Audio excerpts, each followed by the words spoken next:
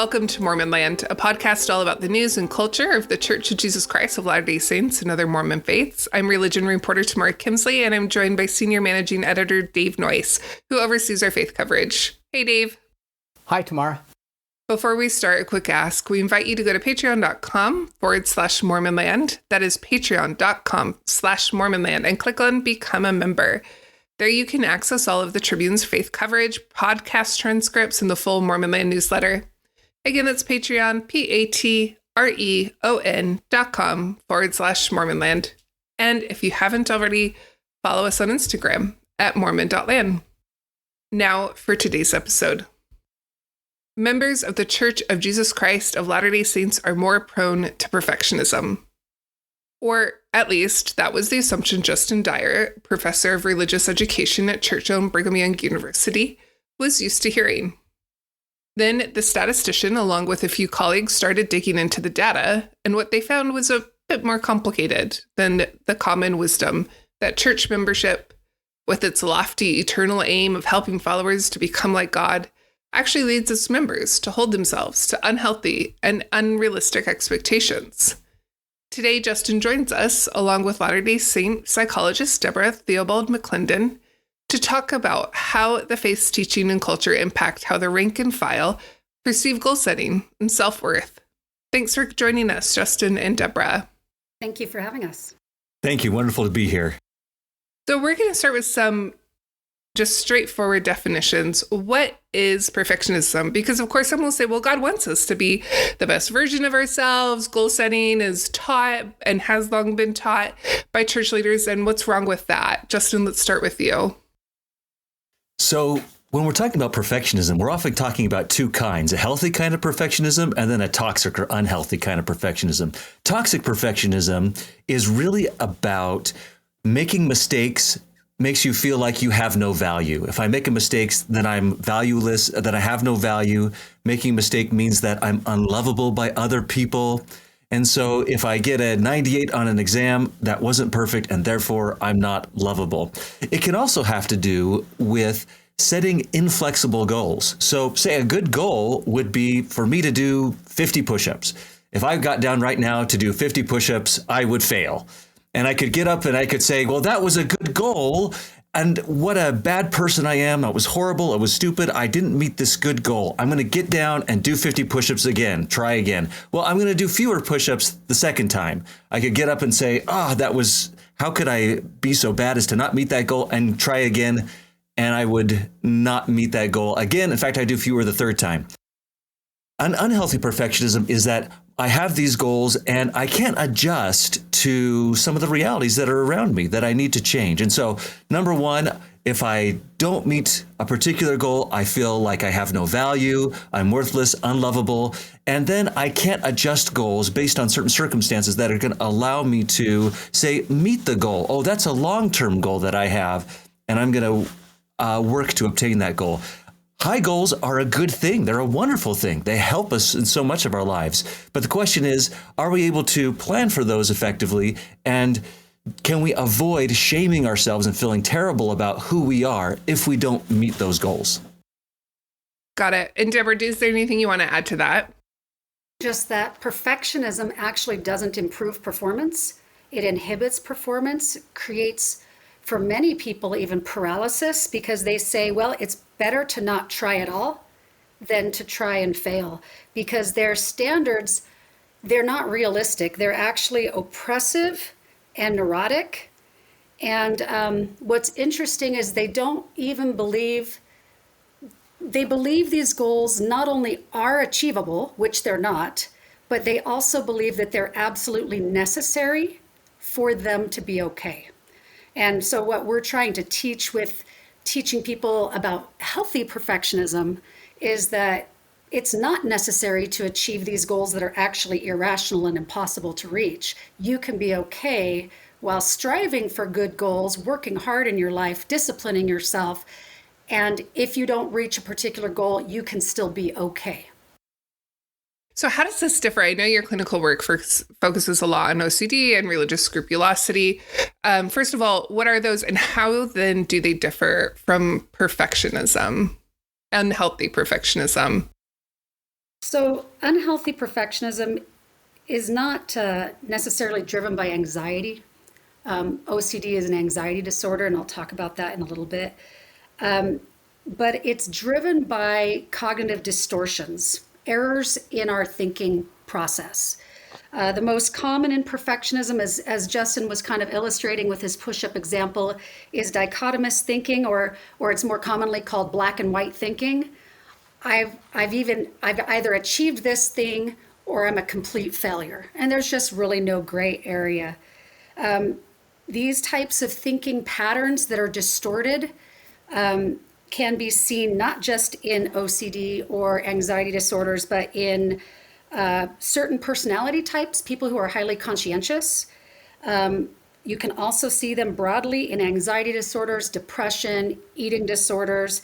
And then there's also a personality disorder called obsessive compulsive personality disorder that also you can see this type of distorted thinking.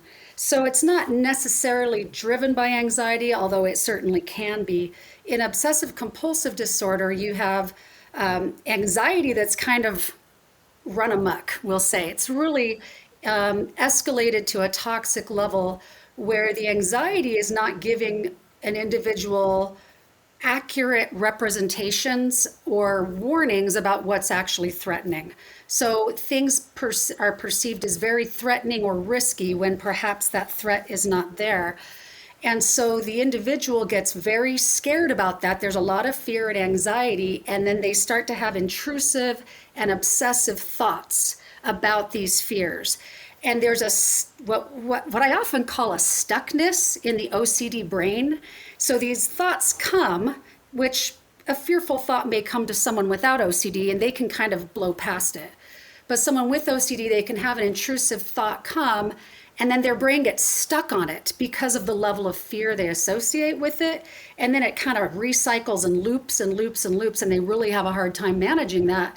So they end up trying to do something to make their anxiety about these thoughts go away.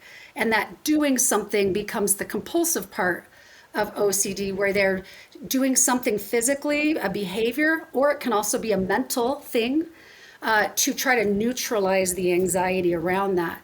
So scrupulosity is one type of OCD, and it's focused mainly on religious or moral content. In religion, generally, people who are religiously devout try to be careful in all areas of their religious personal worship and devotion. But if someone has a scrupulosity OCD, their anxiety has grabbed onto certain pieces that feel risky to them. So they may have these pet areas. I put pet in air quotes for those who are listening. They have these pet areas where they're highly concerned and very anxious and fearful about how they may perform in the law of chastity or being perfectly honest or Sabbath day observance. But then there may be other areas of their religious worship where they don't even think twice about whether something they're doing is appropriate or not. So that's a very different flavor from someone who is conscientious and devout and trying their best in all areas versus someone who's being driven by this toxic anxiety that's causing a lot of fear in specific areas. Now, there is a little bit of overlap because OCD has 3 cognitive domains. This has been found by researchers. The cognitive domains affect the development of a person's knowledge and skills, and it affects the way they process and evaluate information. And there are 3 cognitive domains in OCD, and one of them is perfectionism and intolerance of uncertainty. So perfectionism can fit within OCD. Many of my clients exhibit a lot of perfectionism, and some of them exhibit more than others. But to be perfectionistic in and of itself, I wouldn't say categorizes now you have an OCD diagnosis. So, Justin, I want to spend a little time just on one definition again still. Is perfectionism, even with healthy, is that the right terminology, perfectionism? Is that word off a little bit on that? So that's the word that's used, say, in the psychological literature on it. So that's something that's very commonly used within the psychological literature. They usually, again, they distinguish between adaptive, healthy perfectionism and maladaptive perfectionism. And so that's just a word that is commonly used out there in the research literature. Unfortunately, what happens is that we take these psychological terms that have these tight definitions, and then we just kind of use them in our normal discussion, and that can lead to some confusion in our terminology. So perfectionism is something that probably all of us, to one degree or another, will experience in our lives, maybe some more than others. But then sometimes people say, well, you have perfectionism, therefore you must have OCD or scrupulosity, when in fact the perfectionism just kind of a lot of what many of us will experience at some point, though some of us do experience to a much greater degree than others. Let's talk about a little bit about what your research.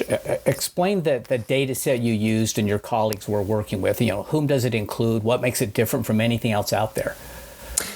So in 2016, we decided to launch a study on Latter-day Saint youth, as well as one of their parents. And so since 2016, we've been interviewing these youth every other year. We have youth in Utah, Arizona, and California, about 2,000 of them, half Latter-day Saint, half non-Latter-day Saint. We're able to use a marketing research firm to blast out some mailings and called people up on the phone to recruit people into the study. So it's about as random as we could get it. And we have all kinds of things like mental health and faith and family. And about 2 years ago, I started to think about the perfectionism aspect, because we've been collecting perfectionism data all along the way. But then somebody said in a meeting, well, Latter-day Saints have really high levels of perfectionism. And I thought to myself, I wonder if that's actually accurate. So I pulled out my laptop and started to do some of the analyses. And that's where kind of the project that we've been working on perfectionism began. And so it's a large study. It has more Latter-day Saints than most other studies, and it also has comparisons. So we can see, well, how do Latter-day Saints compare to those of other faith? And it's really been great to be able to watch these kids grow up and see how these things evolve over time. And what have been the top takeaways as it relates to perfectionism from that data set? So one of the top takeaways for me was about perfectionism affecting pretty much everybody across the board. No matter what religion you are in, there's a percentage that are really high in toxic perfectionism. So for example, we had 12% of Latter-day Saint youth that were high in toxic perfectionism. And me thinking about those that I teach here at BYU, those in my ward, that's a good number of individuals that are high in toxic perfectionism. At the same time, we found that atheists and agnostics, those who had never been religious, had 20% of them were high in toxic perfectionism. So this wasn't something that was just isolated to Latter-day Saints or religious individuals, but this is something that we all experience, where we all tend to say that, well, my performance is related to my value. And if I get into the choir that I want to as a high school student, then I have value. If I don't, then I don't have value. And so this is really something, and I thought that was interesting to see it spread across all religions and no religions, but actually lower for those who are religious. Well, I mean, this is the kind of thing that would happen in the workplace, for instance. Your performance is your value quite often, even put a dollar value on your performance, right? So it's reinforced in a lot of places. Absolutely, yes. And what about as they got older, how did that affect? Because it was mainly looking at the youth, right? Or is it equally looking at the youth and the parents? And in which case, I'm curious if, again, the focus is on the youth, how do they age out of it at a certain point? Did it affect whether or not they stayed within the faith for those who did identify as Latter-day Saint? And what was the gender aspect for all of this? So what we found is that from 12 to age 20, on average, perfectionism did increase over time. You can imagine that as a 12-year-old, you're a little more happy-go-lucky, but then you hit those middle adolescent years and you have the AP tests and you have all the things that are happening during that time, and you're looking towards college, and you're also starting to notice other people around you and how they're doing. So during that time period, we do see an increase in toxic perfectionism. And in fact, we did find, like you suggested, that those who were more toxic perfectionists were more likely to leave their faith. It's really hard to stay part of an organization where you feel like your performance within that is tied to your value. And so if you experience toxic perfectionism, then it's really hard to maintain connections to organizations. It was mentioned work earlier as well, right? If you consistently feel like, hey, I'm performing less well than others, and therefore I'm of no value as a human being, you're more likely to withdraw from those things. And so, yes, kids who were higher in toxic perfectionism were more likely to withdraw from their faith. And that was true whether they were LDS or Protestant or any other. Okay, you're nodding. Yes. Whatever their faith, they were more likely to withdraw from that, the higher in toxic perfectionism. And we tried to see kind of which direction that went. Are those in higher toxic perfectionism more likely to leave their faith? Or those who are more likely to leave their faith higher in toxic perfectionism? And we did find that the toxic perfectionism did seem to drive the leaving the faith. And what about women or gender difference? I would assume that among girls and young women it's worse, but that's just an assumption. We do find in the research literature that on average, girls tend to struggle a little bit more with mental health difficulties, anxiety, depression. And we did find that, in fact, girls were higher in their toxic perfectionism than the boys were. Okay. So, Debra, what Justin's been describing, compare with what you've seen on the ground through your work. Yeah, I think it'd be interesting to kind of set out maybe a very basic definition for your listeners. Say, if we're going to strive for a definition of mental health, I would use one word, which is flexibility. And what you have here with toxic perfectionism is rigidity. You have a lack of flexibility. And because of that lack of flexibility, when goals are not met or outcomes are not what someone expected and planned for, they can't cope. And what I have seen particularly, and as I said, most of my clients have some degree of perfectionism, some higher than others. The clients that I have all have obsessive compulsive disorder, so that is their diagnosis. But those higher in toxic perfectionism, the therapy process is harder. They're more self-condemning. They're harder on themselves in general across the board in all areas of their life. In religious worship, they're more intolerant of mistakes and sins, unable to grant themselves grace or learn how to accept that from Jesus Christ and his atonement. A quick follow-up that just occurred to me is that true for how do they hold others to that same standard, or is this strictly for themselves? Oh, that's a great question. There is a cognitive distortion very common in toxic perfectionism called double standards. They don't hold it for other people. They're very willing and able to offer grace and compassion to other people, but not themselves. One of the things that I've started discussing more with my clients higher on toxic perfectionism is a concept called self-compassion.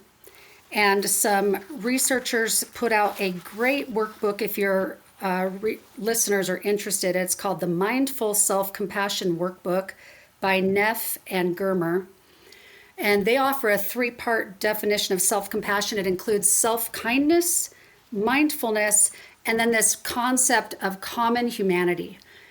And I love that concept of common humanity, that the human condition is fraught with imperfection, it's fraught with uncertainty, it's fraught with mistakes, it's fraught with sin.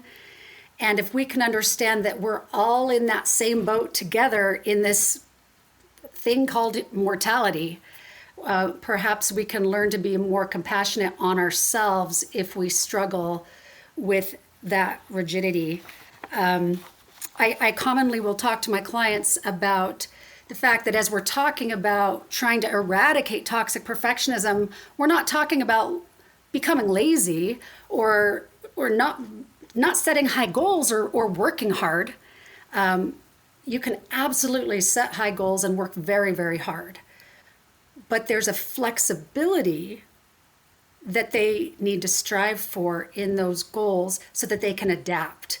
And that's what they struggle with in toxic perfectionism. sometimes what happens is that we say that, well, high goals that a person has, that's the real problem, is that they have these really high goals. When in fact, many of those goals may be really good, maybe great goals that they have. It's that inflexibility that comes to be the problem when we make a mistake. And it's really important for us to understand that a person recognizing that they made a mistake is a very mentally healthy thing to do. It's really good when we recognize that we made a mistake. In fact, it's unhealthy when people can't recognize when they make a mistake. So toxic perfectionism isn't about our recognizing when we made mistakes, but it's about having that self-compassion. It's about saying, oh, we're all in the same boat because we all make mistakes. And it's about recognizing a path of correcting those, repentance, redemptive, whatever language we're working there. There's a way forward to move ahead, even despite the mistakes that we've made. And in a religious context, I know Dallin Oaks gave a talk on this once when he was at BYU. There's a difference in a religious context between making a mistake and committing sin. I wonder if religious people conflate those two sometimes. Debra, go ahead. They absolutely do. In fact, you'll hear it conflated sometimes in general conference talks as well. Sin, as you look at it from teachings from not only church leaders, but within the scriptures, constitutes active rebellion against the commandments of God. You know exactly what the commandments are, and for some reason, pride, ego, stubbornness, whatever, you say, I understand I'm not supposed to do that, but sorry, God, I'm doing it anyway. I'm doing my own thing. That's very different than a mistake.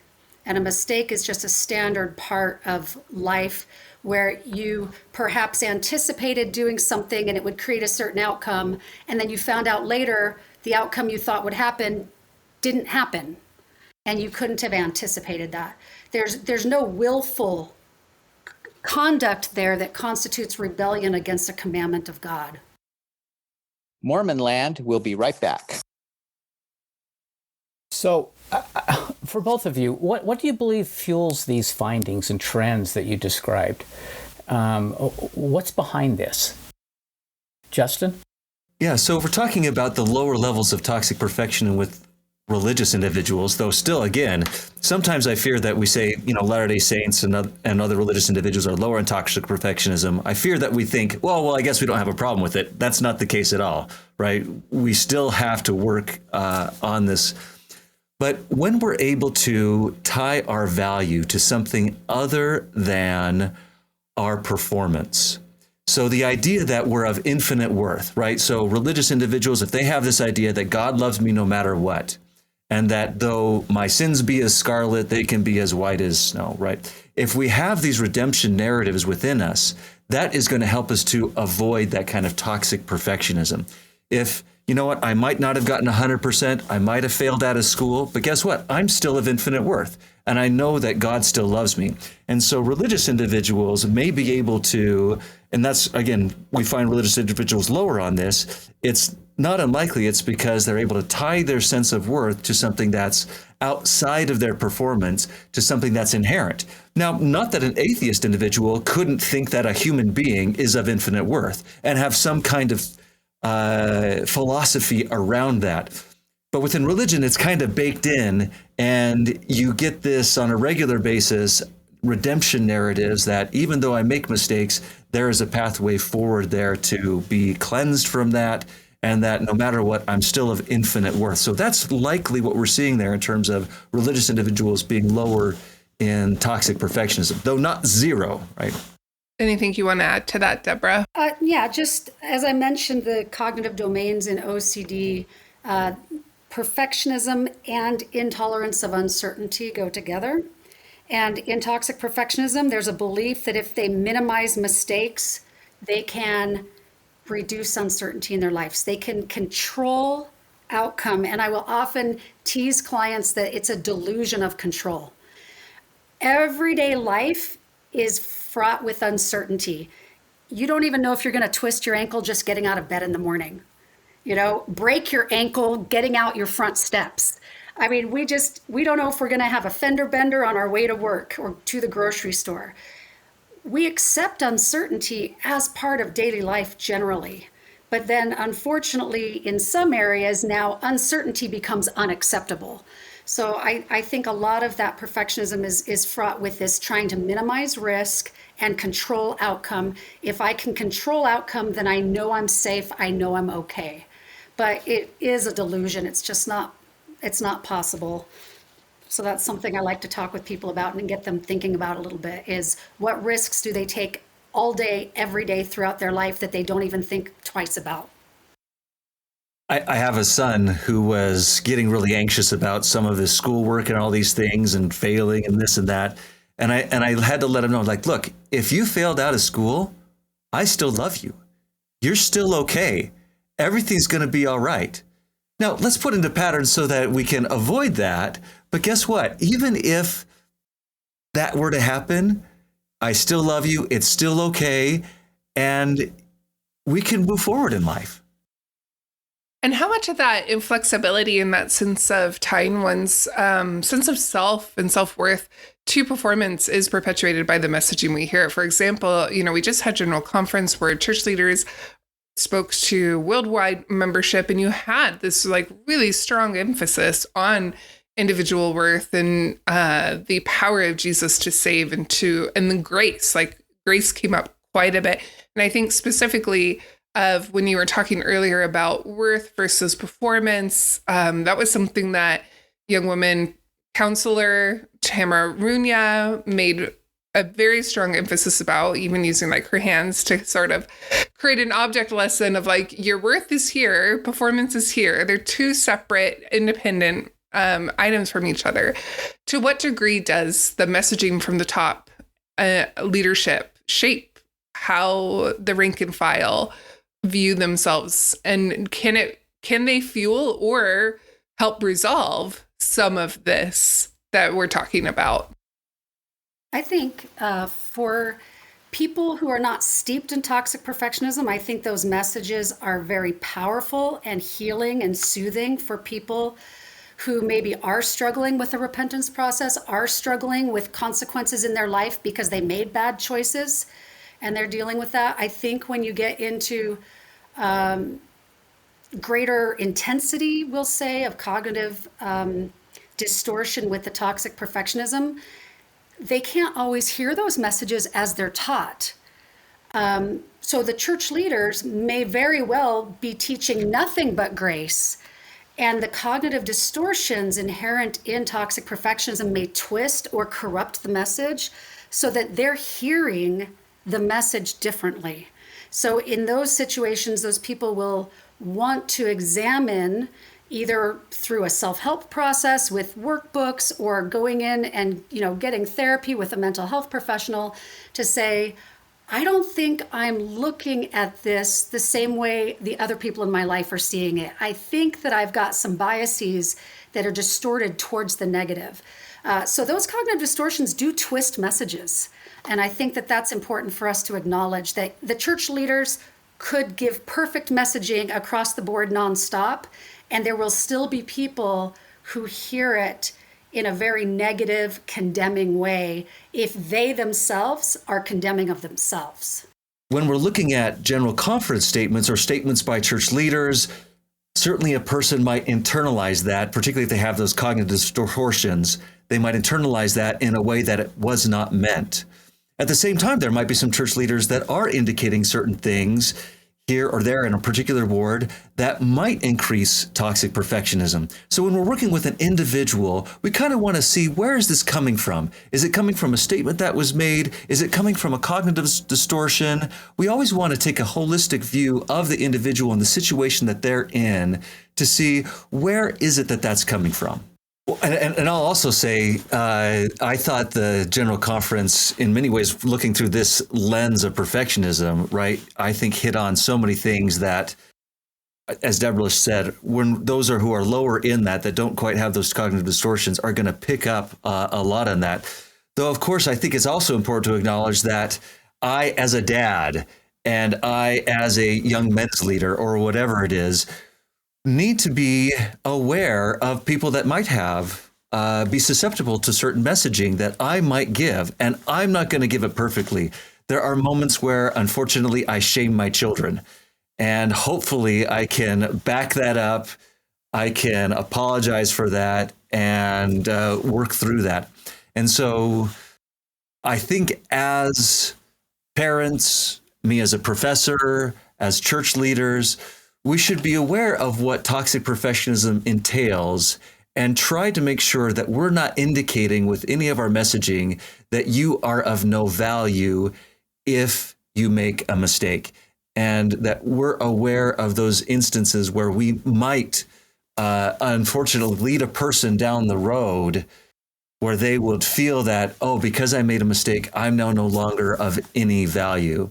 And I think we could pick that up day in and day out in all of our conversations. And so I would say within the church, within the workplace, within our families, we need to be aware of those moments where we might be actually indicating to an individual that they're of no worth if they make mistakes. That's interesting. We're talking about this parental role here, and a lot of your research was focused on youth, of course. So, Debra, what can you add about what parents can do to help in this? Justin's already talked about some of his interactions with family. Not just the explicit messaging to the child when they make a mistake, but we as parents need to model flexibility when we make mistakes, which can be a challenge as if we're struggling ourselves perhaps with some perfectionistic tendencies, especially in problem solving or dealing with setbacks. If our children see us have a meltdown when something goes wrong, it's going to be really hard for them to accept explicit messaging that they shouldn't. So I think that that's important. In addition, I think we need to be very careful not to model self-criticism. Particularly, for example, body image issues in the United States. Women are very hard on themselves. We women should not criticize our bodies in front of our children, for example, things like that. Also, I think as part of the explicit messaging, in addition to what Justin has said, we can create behavioral experiments for our children. And that's part of the treatment for toxic perfectionism, is not just the cognitive work of looking at how we're thinking, but we actually have to now try new behaviors. And so we can encourage our children to try something for the first time, because if they're doing it for the first time, they're probably not going to be good at it, and have them learn that it's okay not to do well. And we can praise them for, hey, I'm really proud of you that you did something you've never done before and you stuck with it. And I'm so proud of you. Has nothing to do with what ranking they placed in the cross country meet. My son did cross country for the first time as a junior high student last fall. He was not a runner. He'd never run in his life. He's, 14 years old, right? And I was so proud of him. He worked so hard, and his one goal was to not stop and walk. And he reached his goal. It didn't matter where he placed in the race. And so creating behavioral experiments, in OCD language, we would call them exposures, but they're the same thing. Saying, hey, let's try this. Let's do something new that we've never done before and see how it goes. And let's have it be okay to not be good at something. And also, as Justin was talking about taking a failure as negative on their value, child makes a mistake, or we'll say in this situation, to make it more religious, child sins. We had an event in our household recently about a lie. And when the child was caught, the answer is, I hate myself. And we as parents were like, we're not asking you to hate yourself. We don't want you to hate yourself. You don't need to hate yourself. We're asking you to humble yourself and maybe not be so stubborn and try to be honest next time. And that was the messaging that we tried to offer, rather than you are now a person of no worth and yes, you should hate yourself. No. We've got to make sure those messages are very explicitly rewritten. I was just thinking about the self-criticism. My wife would say I'm really good at that. Matter of fact, I always consider that one of my talents. So I think, yeah, Justin. sometimes when we make a mistake, we don't want to make that again. And so what do? We call ourselves all the meanest names in the book. I'm so stupid. I'm so dumb. I'm such an idiot. How could I possibly? And what we think we're doing is we think we're being helpful. Oh, if I just self-flagellate enough, then I'm not going to do it again. But as Debra mentioned earlier, when we do that, it actually keeps us in whatever cycle we're in. And what's better is to say, okay, I made a mistake. I acknowledge that. I acknowledge the consequences of that. I'm going to hold my head high. I'm a human being. I'm a value, and I'm going to move forward. I don't need to beat myself up for this. I just need to move forward, knowing that I'm a value no matter what. But we think that we shy away from doing that because we're so used to thinking that if I just will beat myself up enough, that's going to fix it. But unfortunately, we've just told ourselves how bad we are and how weak we are. Well, I guess we'll just fall into the same things again. So we're reinforcing these we're reinforcing these ideas of our helplessness, which just keeps us in that same pattern. I often say to clients, you can't do the Lord's work in the devil's way. The Spirit does not call us names when we sin. The Spirit does not discourage us and say, you can never do better. The Spirit nudges us and says, try again. And on that note, how has this research changed how you both approach your own faith?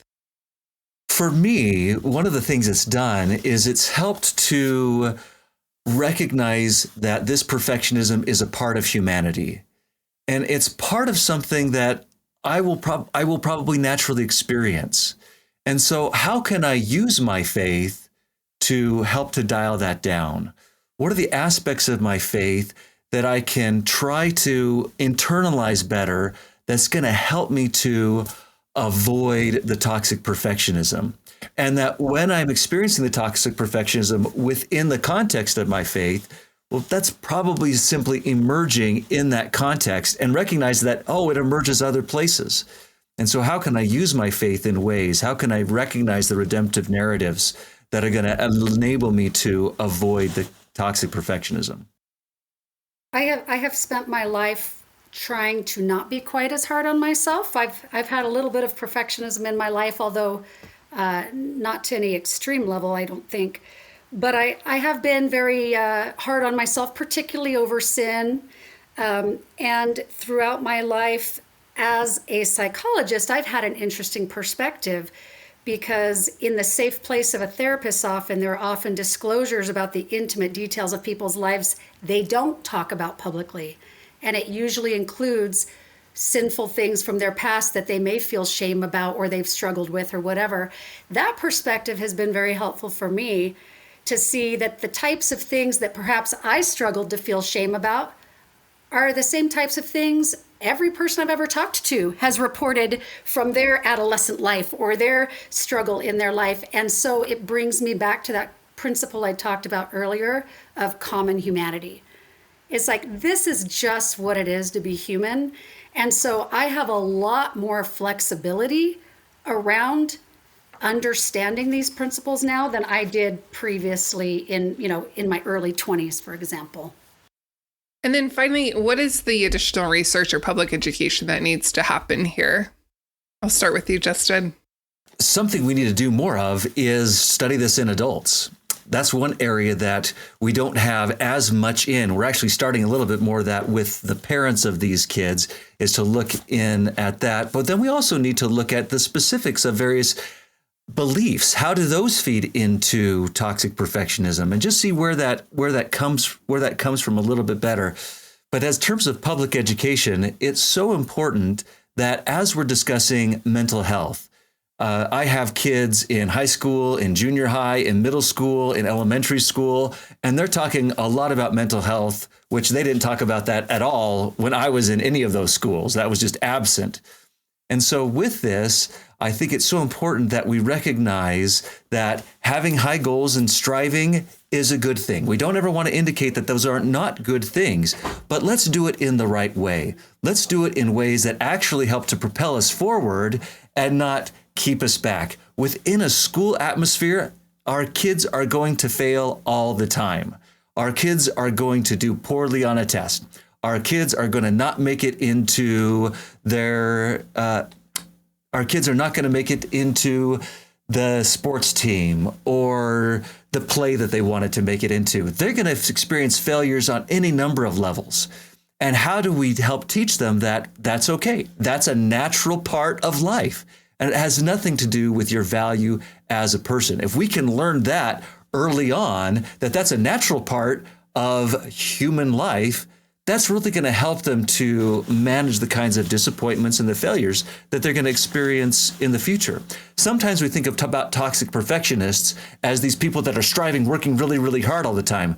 Sometimes toxic perfectionists are dialed back and they don't even want to try because it's just too dangerous, right? They're just going to spend their time in safe places, like with video games, because if they try and they fail, that means they're not worth anything. And so to protect themselves, they back off and don't try. And so you might see the toxic perfectionists really trying. You also might see them backing off. And for those kids that are backing off, we just need to not see them as lazy, but let's dial into them and see what they're experiencing and how a better, more whole image of themselves might help them to move forward in the face of possible failure. Anything you'd like to add to that, Debra? I think from a religious perspective, something that's become very important in the therapy I do with OCD scrupulosity is that there are sometimes misunderstandings of religious doctrine. And if there is a legitimate misunderstanding of doctrine, that can fuel anxiety and maladaptive behavior, such as toxic perfectionism. So, for example, I think more research and getting the research out publicly about some of these religious issues. So for example, because this is just one that comes up a lot with my clients, 2 Nephi 25:23, for we know that it is by grace that we are saved after all we can do. And that after all we can do torments so many people. Like, well, how do I know I did all that I could do? Maybe I could have done more. Well, I was really tired, but I could have stayed up an extra 2 hours, right? And that can fuel that. Well, Dr. Jared Ludlow at BYU has written a fabulous article. It's called After All We Can Do, 2 Nephi 25:23 with BYU Religious Studies. It's available for free for your readers. And he talks about how this after all we can do is touted as an LDS overarching statement of theology when it is ignoring the original literary context for which it was written. And if you read those scriptures, Nephi is saying we are following the law of Moses, and it's all we can do until we receive more through the atonement and grace of our Savior Jesus Christ. So we need to understand that sometimes there are things that are touted as doctrinal, I'm doing air quotes again, sorry for the listeners, that are actually being distorted from their original meaning, and now it's causing stress and pressure on people thinking that they have to do something that is not actually doctrinal. So getting into some of the specific religious research about the scriptures, about the doctrine can be very, very powerful. I'm watching a video series online, LDS Truth Claims, about apologetics in the LDS faith, talking about the specific evidence about Joseph Smith, about the three witnesses, and what is real and what is out there versus what's just hearsay or myth. So people can educate themselves. If there's some doctrinal piece that's really causing them a lot of stress, I invite them to do some research, see what they can find. And then obviously the researchers can continue to do their great work and crank that out for us, but we need to be consuming this research. This is not a new article that Dr. Ludlow has done. This has been out there for quite a while now, but how many people have ever heard of it? So I think we need to get this information out publicly as well.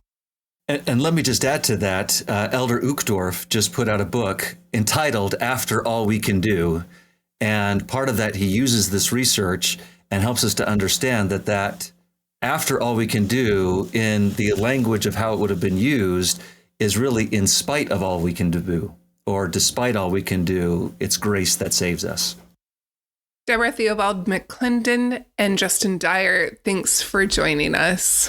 Thank you for having us. It's been a nice discussion. So wonderful to be here with you. Appreciate that. And thank you to David Noyce. Always a pleasure. And to our producer, Chris Samuels. We remind our listeners that they can keep up on all the happenings in and around the church by subscribing to the Salt Lake Tribune's free Mormon Land newsletter. Just go to sltrib.com to sign up, and we'll talk again next time on Mormon Land.